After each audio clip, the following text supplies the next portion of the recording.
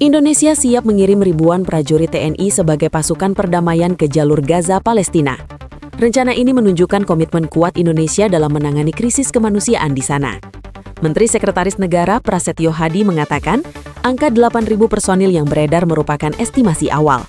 Dalam skema lebih besar, Indonesia bahkan menyiapkan hingga sekitar 20.000 personil TNI yang siap diterjunkan jika ada kesepakatan internasional. Prasetyo menyampaikan hal itu saat ditemui wartawan di kawasan Gambir, Jakarta Pusat, Selasa sore. Menurutnya, persiapan personil terus dimatangkan oleh instansi terkait. Namun, pemerintah masih menunggu hasil perundingan teknis global soal lokasi penempatan pasukan secara spesifik. Selain itu, diplomasi Indonesia semakin intens.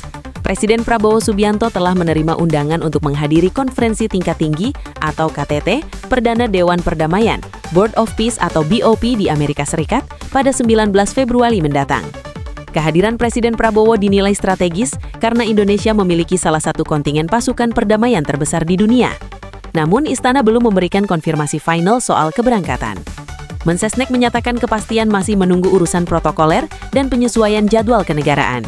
Nantinya, pengiriman pasukan TNI ke Gaza tidak hanya fokus pada pengamanan, melainkan juga bantuan medis serta rehabilitasi infrastruktur. Langkah ini sejalan dengan semangat kemanusiaan Indonesia untuk mendukung Palestina. 8.000 ke Gaza itu benar, Mas. Jumlahnya 8.000. Itu kan bagian dari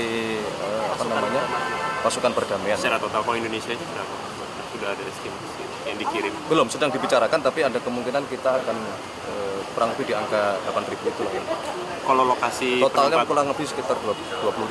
Kalau secara militas negara maksudnya, tapi kalau kita total ya, bukan Indonesia ya. Kalau lokasi penempatannya udah ada, kemana ada info katanya di Rafah? Belum.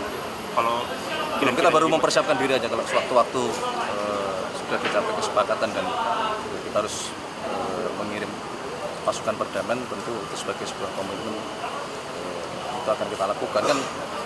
Yang pasti adalah berkenaan dengan masalah BOP beserta dengan seluruh turunan teknisnya, itu kan ini kan bagian dari komitmen bangsa kita.